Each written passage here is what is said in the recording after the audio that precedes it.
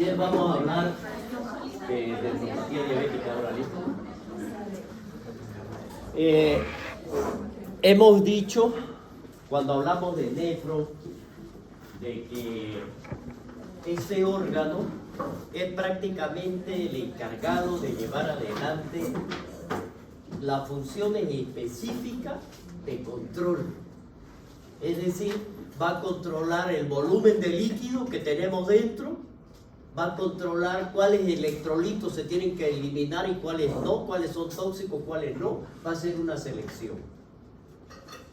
Y ante esta situación hemos visto también que existen patologías que van a venir y pueden dañar a esa unidad funcional. ¿Cuál era la unidad funcional? La nefrona. Entonces, si la daña cualquier patología intrínseca o extrínseca, vamos a entrar en prácticamente una alteración de esa función especial que le he nombrado. Si esto sucede, mi paciente va a entrar en insuficiencia, ¿no es verdad? Una insuficiencia renal que primero es aguda, que si no la solucionamos, porque ¿qué dijimos primero en la insuficiencia renal aguda? Aquí me entra primero la mayoría de ellos, todas las causas de una insuficiencia renal aguda. ¿Cuáles dijimos que pueden ser las causas de una insuficiencia renal aguda? Una prerrenal, una renal y la otra posrenal. ¿Cuál es el fin de ello? O sea, ¿a qué va a llegar? No sé, es mi pregunta. ¿A qué va a llegar el daño de esto? A una isquemia. ¿Dónde?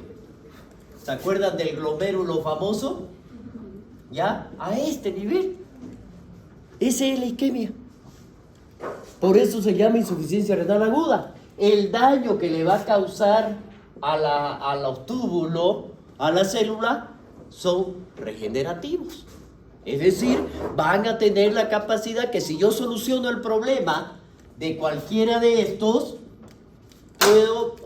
puedo volver a que esa función se restablezca. ¿No es verdad? Si logramos. Tengo un tiempo, 3 semanas, 3 meses, de acuerdo al tiempo de evolución.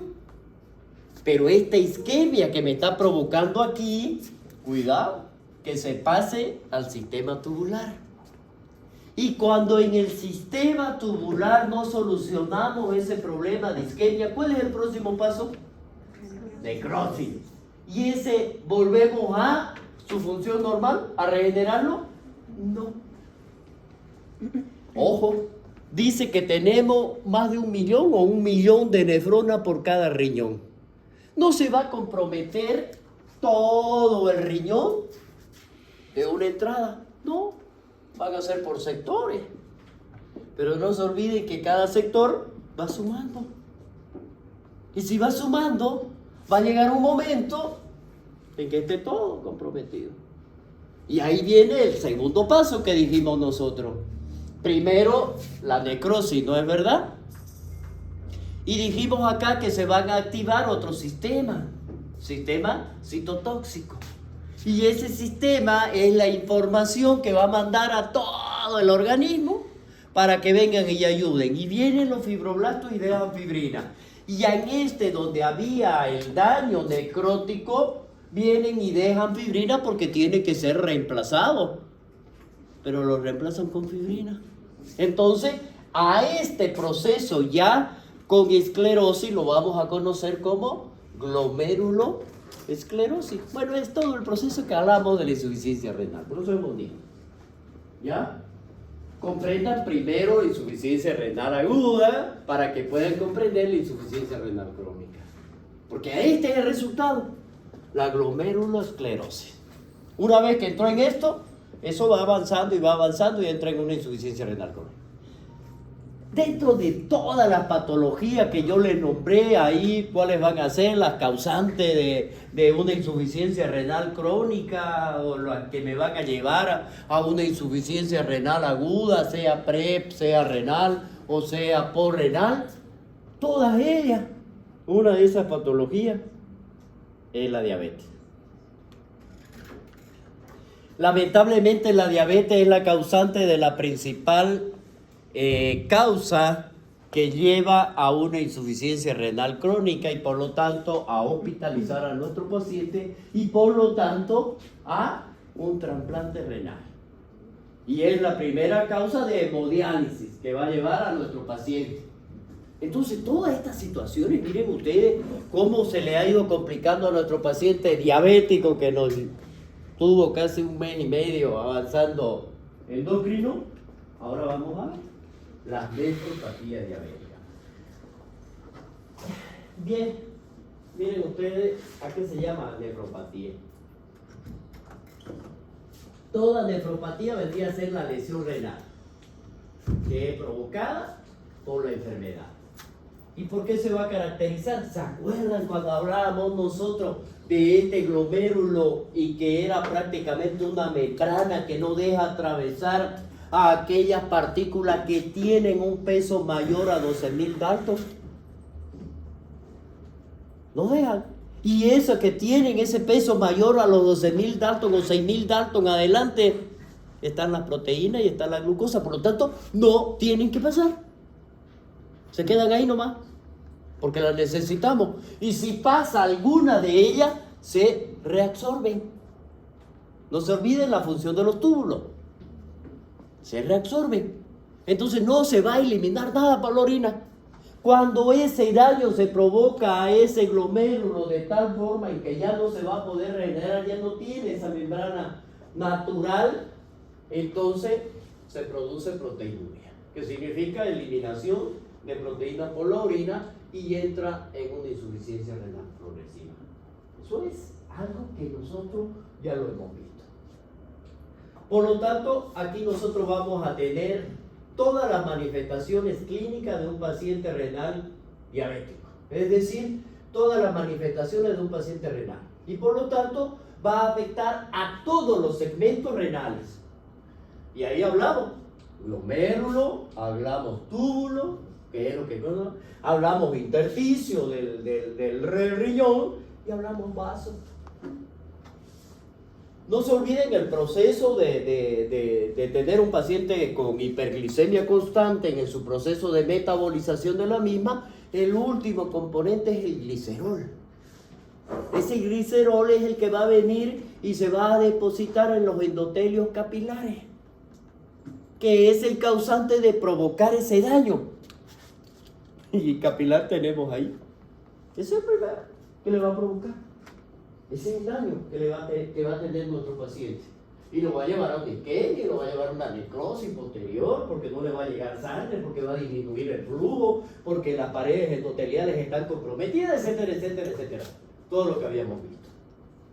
Entonces, y una de las complicaciones de esta enfermedad que dijimos que era la enfermedad renal crónica. Eso va a ser. Y por lo tanto, si un paciente diabético tiene una enfermedad renal crónica, ¿será que su pronóstico es bueno? No. Yo diría reservado. Porque para que siga funcionando, voy a tener yo, saber si tiene el paciente una insuficiencia renal crónica, renal diabético. Tengo que ver si no es mayor de 80 años, ¿no es verdad? Una de las principales. Otra, tengo que ver si no hay compromiso de otros órganos. Si ya no es cardíaco, si ya no es hepático, si ya no es pulmonar. Y en eso recién voy a someterlo a un trasplante. ¿No es verdad? Bien. Veamos acá. De acuerdo a la epidemiología que se ha visto, miren, más del 40% de nuestros pacientes a los 15 años de que ha iniciado la diabetes, tanto 1 o 2, ya tenemos nosotros comprometido el riñón.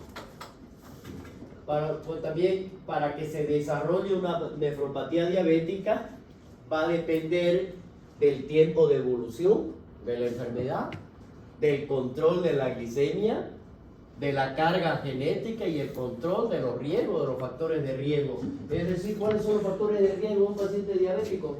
La obesidad y la hipertensión arterial. Si nosotros tenemos, yo tengo pacientes diabéticos, por ejemplo, de más de 20 años, que son diabéticos, y no tienen ninguna alteración de otro órgano. ¿Por qué?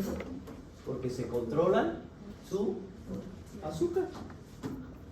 Y ese nada más controla el azúcar. Si soy hipertenso me controlo mi brazo, si soy dilipidémico me controlo mi dilipidemia. Entonces tienen que llevar un buen control. Una vez que se ha establecido y que ya hemos visto nosotros el desarrollo de esta nefropatía diabética, entonces, ¿de qué va a depender? Va a depender de que nosotros hagamos un buen control de la proteinuria. Es decir, está eliminando proteínas. Por lo tanto, necesita proteína nuestro paciente. ¿Qué necesita? Albúmina, que va a ser el principal componente que va a eliminar.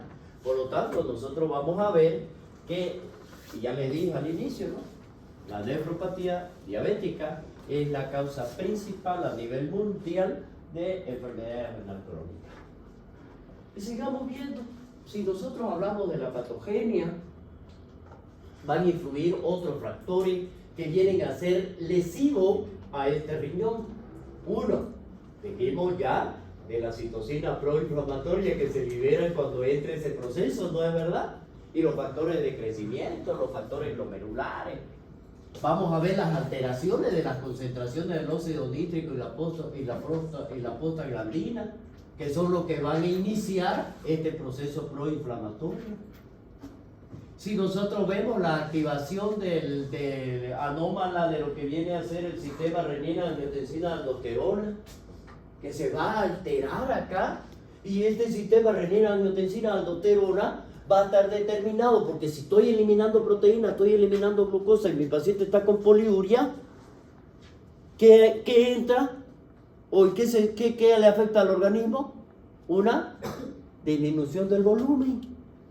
Y lo va a decir el cerebro, le va a decir, señores, estamos entrando en una deshidratación, así que libere, ¿qué? Hormona antidiurética. Y esa hormona antidiurética hace que se active, que ya lo hablamos ya de cuál es el mecanismo, para que se libere aldosterona, para que se active el sistema renina-angiotensina, porque la angiotensina 2 es el encargado de producir vasoconstricción. Bueno, y de esa manera retiene mayor cantidad de líquido, etcétera, etcétera.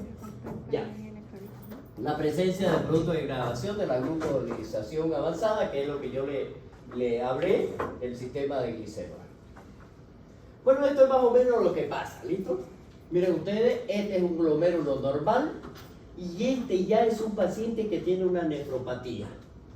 Y si nosotros vemos aquí, el engrosamiento de esta membrana del mesangio, principalmente, es el que va a llevar a que se aumente la permeabilidad de los mismos y el daño de los vasos que están sucediendo, tanto aferente como eferente. Y por lo tanto, aquí dentro de todo esto le va a provocar el daño y eso va aumentando y va aumentando. No se olviden que el epitelio del túbulo, del sistema tubular, es especial, ¿no? Reabsorbe y secreta. No se olviden de eso. Y este daño que se está provocando aquí es el que va a aumentar. Bueno, de cada uno de ellos, si nosotros hablamos de esta enfermedad renal, de la secreción de cada uno de ellos, cómo es que se lleva la alteración misma dentro del sistema funcional, el daño principal, me afecta de forma directa al control. ¿Al control de quién? De la función principal, de la regulación del volumen, que es uno de los principales, de la regulación de los electrolitos y además de eso, de algo que es muy importante, el control de la presión arterial sistémica.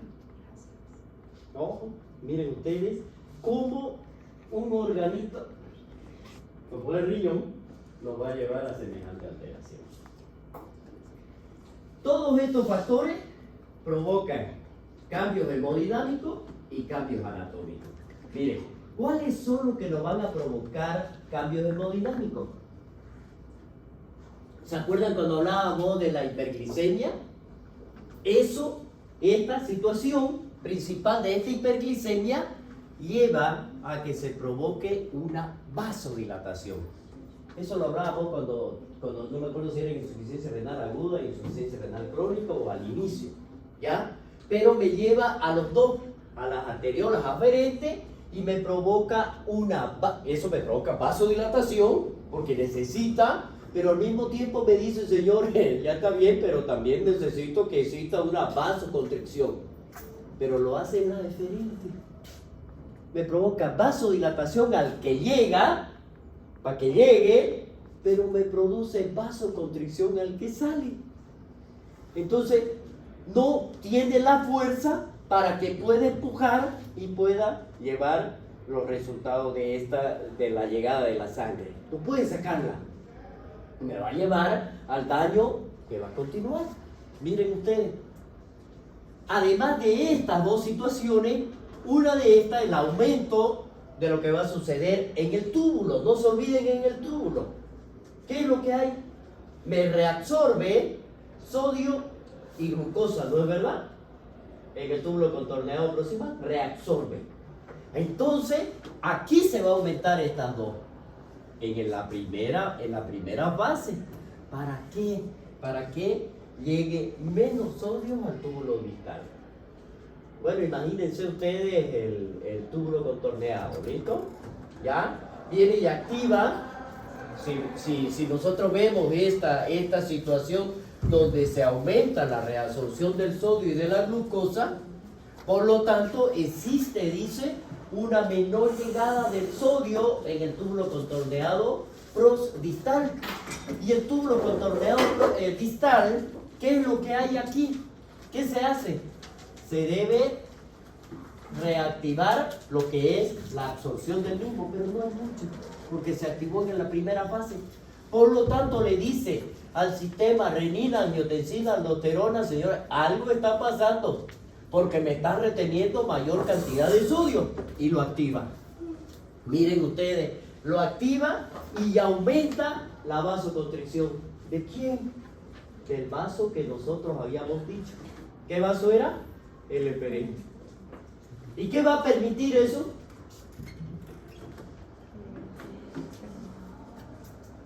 ¿Qué permite? Si hay vasoconstricción en el eferente, ¿qué permite? Cuidado, miren. Ya ustedes tienen la capacidad de pensar, de razonar. ¿Qué me va a permitir esta última situación? Que me haga una vasoconstricción en la arteria del frente. ¿Qué fue lo que le dije aquí? Que se reabsorba mayor cantidad de sodio en el túbulo contorneado proximal. Si está cerrado. Y se va a reabsorber. Y no se olvide que ya está activado el sistema renina, angiotensina, aldosterona. Y me sigue provocando mayor vasoconstricción. Bien, esos son los cambios hemodinámicos. Y eso me lleva a la mayor retención de líquido que va a tener mi paciente y va a entrar después ¿en qué? Edema. Y es en el espacio intersticial. Y el organismo sigue, el cerebro sigue detectándolo de que nosotros estamos en deshidratación. Dice, señores, le falta líquido, falta volumen. Y eso sigue pensándolo él. Y sigue reteniendo. Y sigue pasando al espacio intersticial. Y el paciente sigue eliminando glucosa. Mejor dicho, proteína. Si elimina proteína y eliminan en esas proteínas la mayor cantidad que elimina son albúmina, ¿qué hace que se disminuya? La presión oncótica. Y por lo tanto, ¿qué hay? Edema. Porque no se olviden, disminuyó la presión oncótica, aumentó la presión hidrostática y hay extravasación de los líquidos hacia los espacios intersticiales. ¿Y a dónde se va a ir? A los sitios de mayor declive. Bueno, el paciente renal dice que empieza por la cara, luego por las manos. Esas son las primeras etapas, que si nosotros logramos identificarlo es porque ya se está iniciando esto. Pero después, cuando ya no llegan a nosotros, miembros inferiores. ¿Ya? Bien, continuemos. Eso es ahí. Cambio hemodinámico. Los cambios anatómicos, miren ustedes, como la hiperglicemia es continua, no la estamos bajando, entonces me va a venir y me va a dañar la célula, los podocitos, la membrana mesangial, que es la membrana basal del mesangio, esa que se encuentra rodeando ahí, y el mismo mesangio en sí. Esa membrana basal glomerular que rodea al mesangio, como le está provocando daño, porque los daños que ya estaban a nivel del endotelio por la hiperglicemia continua, me está provocando ese daño, me está llevando una isquemia, al mesangio no le está llegando sangre, por lo tanto también está entrando en una isquemia. ¿Y eso qué va a hacer? Va a favorecer esto de aquí, la aparición de proteinuria en la orina. ¿Y qué dijimos? Que esa isquemia ¿qué me va a llevar? A una necrosis. Y la necrosis, ¿a quién llama? Por el efecto que aumentan los citotóxicos. La fibrina, a los fibroblastos. Vienen, depositan fibrina y por lo tanto se forma fibrosis. Se va a fibrosar el glomérulo. Y bueno, vamos a ver ahí que ya lo que le expliqué, entra en una glomeruloesclerosis, etcétera, etcétera. Y el daño va a ser mayor. Bien, existen dos patrones histológicos que son fundamentales a nivel glomerular y que pueden coexistir o no. Y esto nosotros lo vamos a conocer. En primer lugar, la glomeruloesclerosis diabética difusa.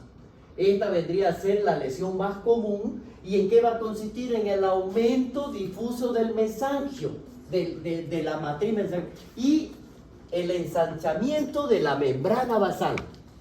Quiero que aquí ustedes tomen en cuenta, esta membrana basal glomerular es la que se encuentra rodeando al mesangio. Dice que ese aumento constante vendría a ser el aumento de esto, y si me aumenta este ensanchamiento, va a permitir la entrada de todo. Eso es lo que hace primero. Ahora miren ustedes lo que va a provocar. Al inicio es difusa la glomeruloesclerosis, luego se hace nodular. Y aquí vamos a ver nosotros. Esta lesión de la glomeruloesclerosis nodular o la lesión de Klippers-Stiel dice que va a aparecer en el 15% de los pacientes que tienen nefropatía diabética y se asocia o no a esta glomeruloesclerosis difusa. Es decir, pueden estar los dos tipos de lesiones y por lo tanto, ¿qué van a existir aquí? Nódulos que pueden ser positivos y que van a estar situadas en forma periférica del glomérulo. O sea, puedo tener las dos lesiones. Miren ustedes cómo de complicado es, ¿no? Por eso es que muchas veces un paciente que ya entró en una glomeruloesclerosis, muy difícilmente podemos dar resolución. Muy difícilmente. Va a llegar a ser progresiva. ¿Ya? Entonces, miren ustedes, con todo eso, nuestro paciente tiene una clínica que es característica. Es típico. ¿Por qué? Porque es un trayecto lento que va a tener, pero no paró nunca. Es decir, el daño que va a tener va a continuar porque el principal daño lo está causando la hiperglicemia y está actuando de forma continua sobre estos glomérulos. Y entonces, ¿qué es lo que voy a tener yo? Va a ser lento pero progresivo. Y por lo tanto, en ese trayecto me van a dar estadios. Lo primero, la hiperfiltración. Es decir, que si yo en este estadio le hago un examen de filtrado glomerular, oye, me va a salir excelente, buenísimo. El filtrado glomerular mayor a 90. Seguro que sí. Ojo, sí, que ya está dañado. Porque le está permitiendo el paso de todo. Y por eso está mejor. ¿Ya? Es una fase precoz. No hay proteína. No se olviden que recién está empezando. ¿Y qué es lo que hay? El aumento del filtrado glomerular. Los riñones aquí, ya como hay un proceso inflamatorio, y no se olviden los dos mecanismos principales. Vayan pensando. La vasodilatación de la aferente y la vasoconstricción del eferente. ¿Qué me retiene? Líquido, sangre, mejor dicho. Y por lo tanto me provoca un aumento del volumen. Ese es el primero que lo voy a tener. Haya aumentado de tamaño. ¿Ya? hay aquí el enclaramiento de creatinina y el transporte máximo de la glucosa están aumentados porque ya lo hemos visto acá. Esto es lo que provoca de cada uno. Anterior a las aferentes, vasodilatación. Anterior a las eferentes, vasoconstricción. Y aumenta la presión arterial. La presión hidrostática va a seguir aumentando y el filtrado glomerular que va a llegar ahí va a aumentar y sí le va a dar. Por eso aumenta. Por eso está aumentado acá.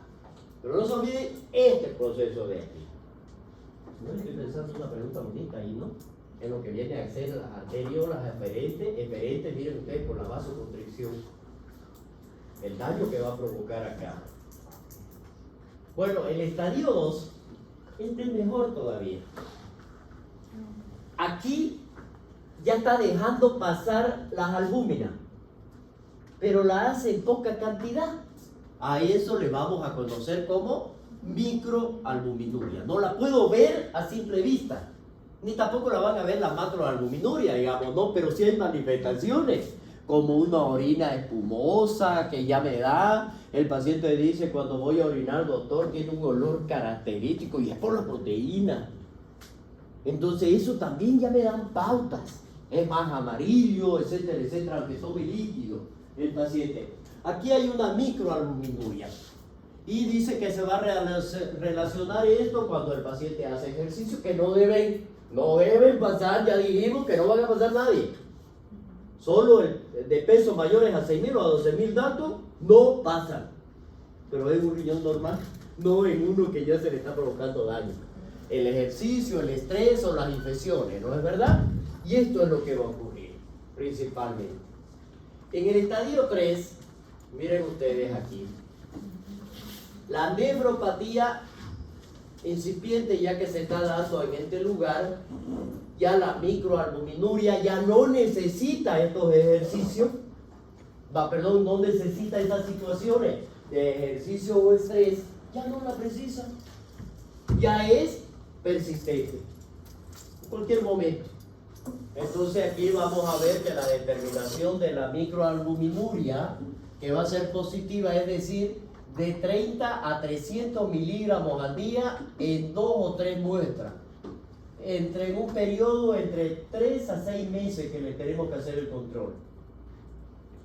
La microalbuminuria dice que esta microalbuminuria es el principal marcador de que mi paciente ya está en una nefropatía. Es el principal marcador. Entonces, puede que haya hematuria. Dice que esto ya significa de que si hay hematuria empeora el pronóstico de nuestro paciente. Y si empeora el pronóstico, entonces la situación de nuestro paciente también. ¿Por qué? Porque estamos llegando a una insuficiencia renal crónica. Bien, miren aquí. No se olviden este dato de los 30 a 300 miligramos en 2 o 3 muestras que la recojamos en un periodo de 3 a 6 meses. ¿Ya? Ese ya me está indicando esa microalbuminuria. Pero también dice que puede haber hematuria. ¿Por qué creen que puede haber hematuria?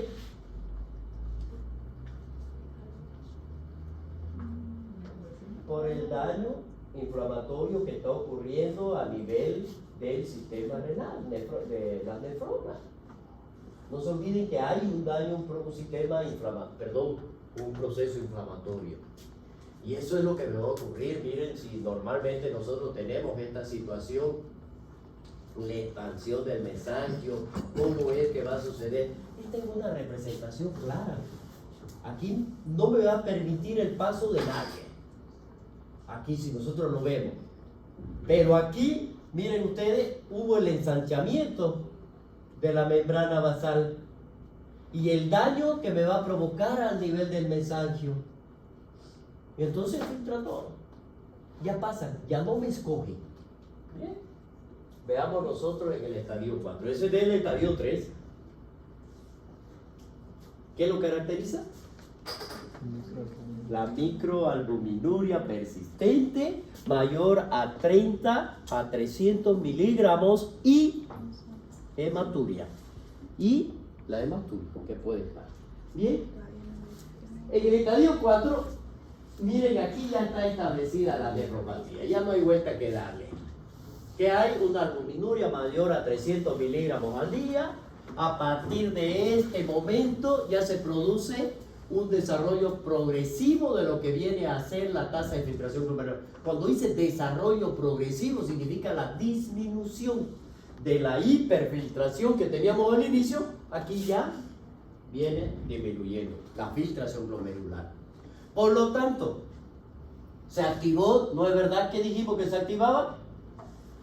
¿Qué sistema? Sistema renina, angiotensina, aldosterona. Por lo tanto, mi paciente va a tener ya no una hipertensión renal, sino una hipertensión general. Y voy a tener hipertensión con mi paciente y además voy a tener proteinuria. Y mi paciente acelera toda la cantidad misma. Miren, si tiene mayor a 300 miligramos de albúmina en la orina, dice que para hablar de un síndrome nefrótico, que es nuestro próximo tema, para hablar de un síndrome nefrótico, la albúmina tiene que ser superior a 300 a 3.5 gramos. Entonces dice que aquí hemos llegado a un síndrome nefrótico. Sí, ya estamos dentro de él. Y estamos, porque el daño se ha provocado directamente en la nefrona. Y me está dando características propias de la misma. Por lo tanto, para hacer ese diagnóstico de un síndrome nefrótico, no necesito realizar una biopsia renal, porque sé la causa. Entonces, ¿en qué lo vamos a hacer nosotros el diagnóstico? ¿En qué se va a basar? En el avance progresivo de los estadios que han sido más tempranos. ¿Y cuáles son? Estadio 1, 2 y 3, que hemos visto hasta aquí. Hasta 4 dijimos nosotros, ya está establecido. La gran mayoría de estos pacientes, principalmente los 1, diabéticos 1, alcanzan la proteinuria nefrótica por la nefropatía diabética, pero dice que se acompañó de otro tipo de lesión. No solamente en la nefropatía diabética, sino que entraron también en una retinopatía a nivel ocular. Miren, ya me está dando 2 complicaciones más. Tengo la nefropatía diabética con todas sus complicaciones, pero además está desarrollando la retinopatía.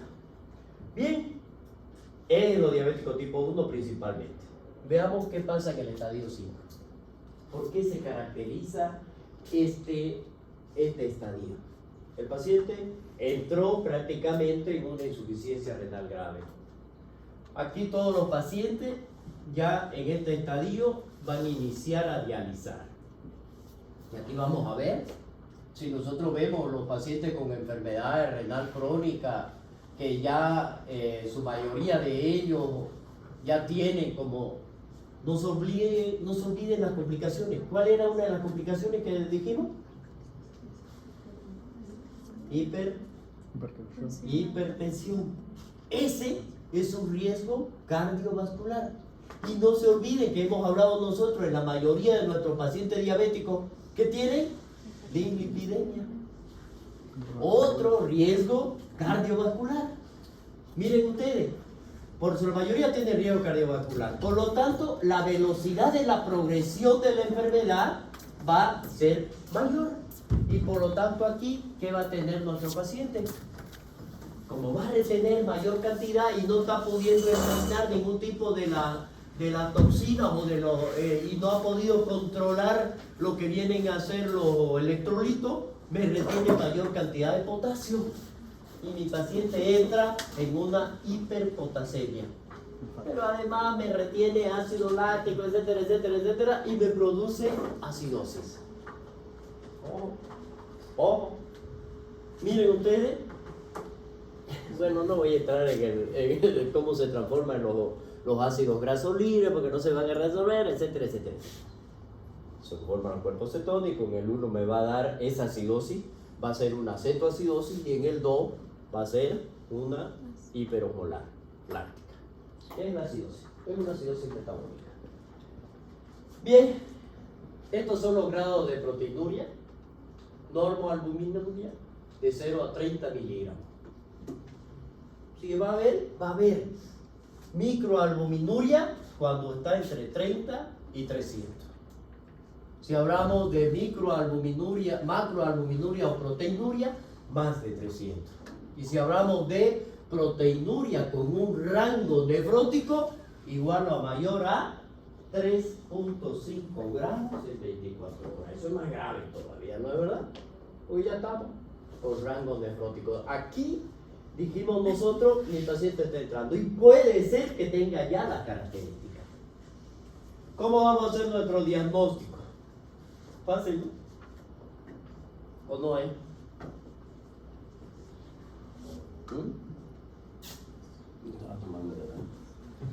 ¿Ah? Claro, es fácil el diagnóstico, miren ustedes. Tiene su antecedente por su historia clínica, ¿no es verdad? Te digo la historia clínica, mi paciente es diabético. Por lo tanto, yo estoy pensando en una nefropatía diabética. Y ya yo sé los estadios y todo lo demás, entonces yo tengo que saber cuáles son los pasos, qué voy a encontrar. Entonces, es tan fácil, ¿qué examen voy a pedir? Miren, primero, ustedes tienen que pedir la microalbuminuria. O sea, van a pedir una proteinuria de 24 horas. Eso es lo que se pide, proteinuria. Proteína de 24 horas. ¿Ya? ¿Y qué es el examen de orina que lo hacen recolectar al paciente durante 24 horas? O tenemos que realizar este cociente albúmina-creatinina.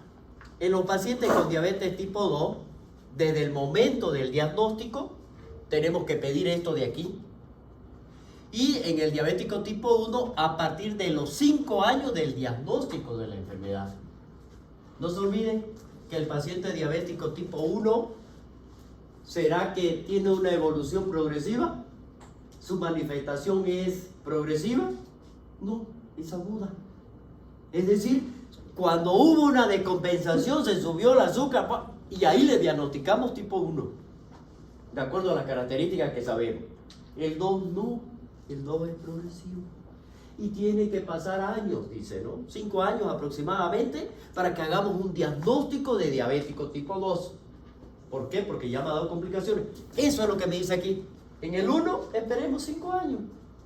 Si es que no se controla. Después de que lo diagnosticamos, tipo 1. En caso de presencia de proteinuria, entonces, ¿qué es lo que debemos realizar? El diagnóstico diferencial con otro tipo de glomerulopatía, especialmente con la nefropatía membranosa, que son tipos de inmunológicas que son las que me van a ir a causar este daño.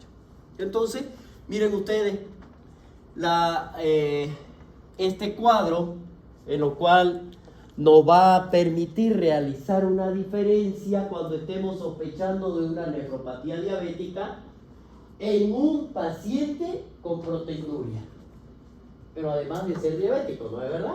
Entonces dice, a favor de la evolución de la diabetes de mayor a 8 a 10 años, en contra en menos de 5 años. La evolución de la proteinuria, su inicio es progresivo, no se olviden, en años.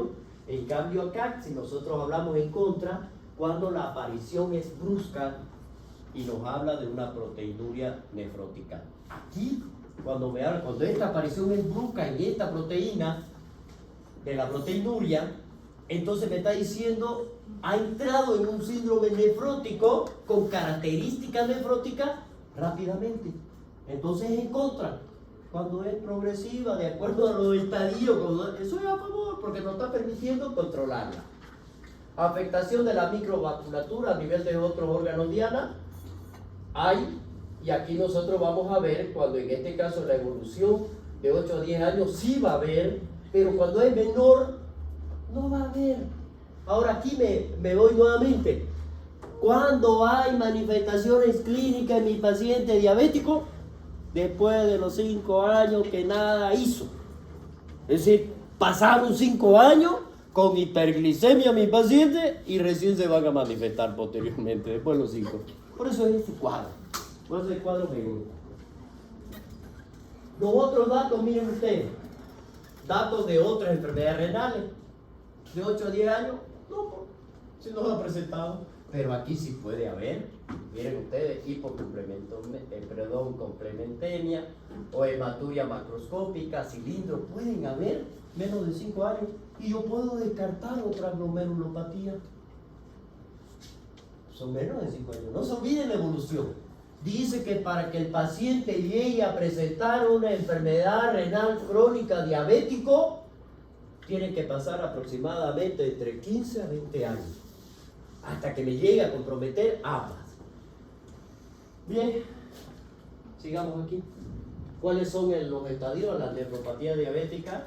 Según Mogensen, que son ya corregidas. Y son basadas en las otras. ¿Ya? El grado 1, ¿qué es lo que vamos a encontrar nosotros? Primero, la presión arterial en el grado 1. Vayan en el estadio 1, que es lo que había. Vayan en la evolución de lo que le hablé aquí. La presión es normal, pues, ¿no? Ausencia de proteinuria, no hay. Microalbuminuria, y vimos que menor a 30 es normal, ¿no es verdad? Y el filtrado glomerular está mayor a 150. ¿Por qué? ¿Qué es lo que hay aquí? Hiperfiltrado. El grado 2 ya hay hipertensión arterial, ¿no es verdad? El filtrado glomerular ya no es hiperfiltrado, sino que está normal o puede presentarse con ello. Hay ausencia de proteinuria y la microalbuminuria menor a 20. Sigue siendo. Ahora el grado 3 ya hay microalbuminuria y va entre 20 a 200, ¿ya? O de 30 a 300 en 24 horas. La proteinuria es mayor a 150 en 24 horas y menor de 500 miligramos en 24.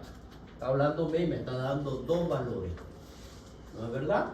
Y el filtrado glomerular entre 130 y 160. Eso es por ml. El grado 4, según la nefropatía diabética de Mogensen, ¿qué le dice? La proteinuria es mayor a 500 en 24 y la microalbuminuria es mayor a 200 miligramos por minuto o mayor a 300 miligramos en 24. Hay hipertensión arterial y el filtrado glomerular ya disminuyó de 10 a 130 ml por minuto. Es mayor a 10, pero es menor a 130. Eso es lo que me está diciendo. ¿Por qué? Porque en el grado 5, miren ustedes, el paciente llegó a presentar una enfermedad renal crónica terminal. Terminal. El filtrado glomerular es menor de 10. Ya no hizo nada. Bueno, este de aquí es el tratamiento. Ya dijimos nosotros que el pronóstico va a estar en base al diagnóstico que nosotros hagamos para entablar un tratamiento, entre comillas, puede ser paliativo. Puede ser paliativo. Bien, medir la microalbuminuria, confirmarla en 2 ocasiones. Vamos a mejorar el control de la glicemia. Vamos a ver si mi paciente es hipertenso, no es hipertenso, si es normotenso. Si es normotenso, hacemos controles de la glicemia. Y si es hipertenso, control de la presión arterial. Si nosotros vemos estos dos, ¿qué es lo que logramos o qué es lo que queremos nosotros llegar a una meta? La presión arterial tiene que estar, la sistólica menor a 130 y menor a 80. La albúmina glicosilada, la 1C, tiene que estar menor de 7. Y además de eso, reducir lo que es la albuminuria, estabilizando lo que viene a ser la velocidad de filtración glomerular. Si nosotros no logramos esto de aquí, ¿qué es lo que tenemos que hacer? Ajustar nuestras dosis de esto de acá. Ajustamos las dosis. Vamos a ver si va a haber necesario acompañar o mezclar algunos agentes antihipertensivos. Ya no va a ser un ARA, tal vez se tenga que asociar a un IECA, o vemos pues cuáles de ellos son los que van a funcionar. Por lo tanto, optimizamos el tratamiento de la diabetes. Es lo primero que tenemos que controlar. Si es que no logramos tener estas metas. Si logramos, entonces nos vamos a ir a la meta. Tratar los factores de riesgo que se asocian ¿Cuáles son los factores? El lípido, que son de ellos, la infección de la obesidad, evitar los fármacos o cualquier otro tipo de agente nefrotóxico. Si logramos esos dos, controlar cada 3 a 6 meses, referir al especialista si fuera necesario o al endocrinólogo si fuera necesario. ¿Ya?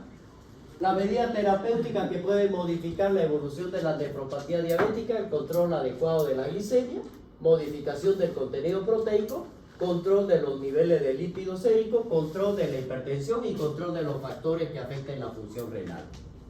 Control de la hiperglicemia, que es mantener con cifras entre 70 y 110 los niveles de hemoglobina glicosilada 1C menor a 7, y para eso nosotros tenemos que evaluar a nuestro paciente controlando con dieta, con hipoglicemiantes orales, insulina o la combinación de cada uno de ellos para llegar a tener un control de la glucosa postprandial con medicamentos. ¿Cuáles van a hacer eso? La carbosa, la insulina, la natiglina, la metilina, cualquiera de ellos que nosotros podamos ver.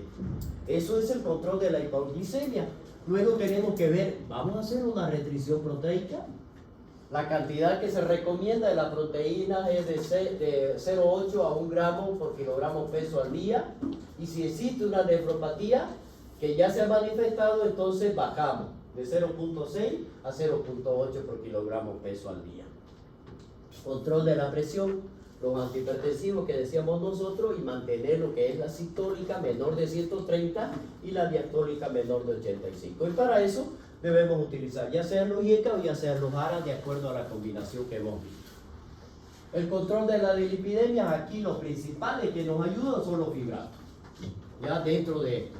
Y aquí vamos a tratar de ver cuáles son las indicaciones principales que vamos a tener, porque tenemos que ver cuál de ellos, de las fracciones, son las que están aumentadas, el HLDA o el LDA o el BLDA, cuál de ellos es el que está aumentado o cuál está disminuido, para que, por lo tanto, tenemos que utilizar los fibratos, que existen muchísimos dentro de la farmacopea, que no responden al tratamiento dietético. Esta es la forma de diálisis de nuestro paciente.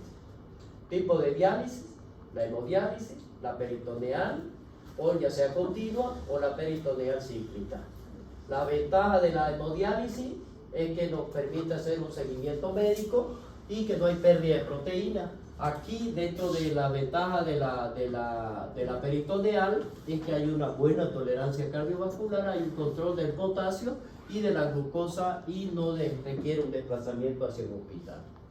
Y cuando es la cíclica, entonces aquí la tolerancia cardíaca, el control del potasio, la diabético, principalmente en este caso, como es cíclica y continua, en este caso nos va a servir para los pacientes ciegos. Es un buen control de la glucosa. Los inconvenientes que tiene, generalmente aquí en la hemodiálisis, son necesarias múltiples hemodiálisis, más de 3.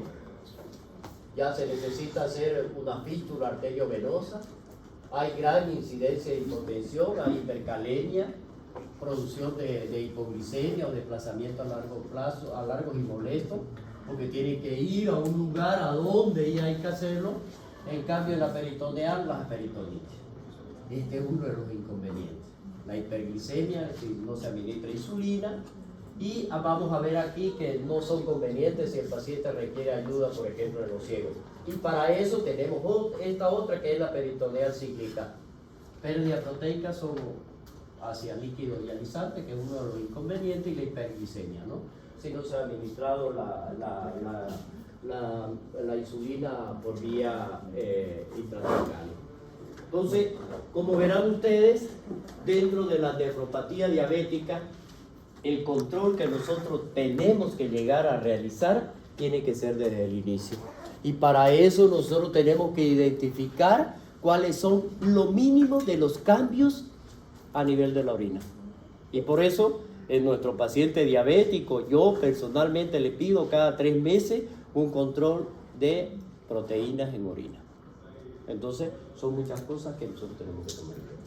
Bueno, la próxima clase, es decir, mañana, vamos a avanzar síndrome nefrótico y nefrítico. Y con eso vamos a terminar la parte renal exclusivamente, porque después entramos al equilibrio hidroelectrolítico y ácido básico.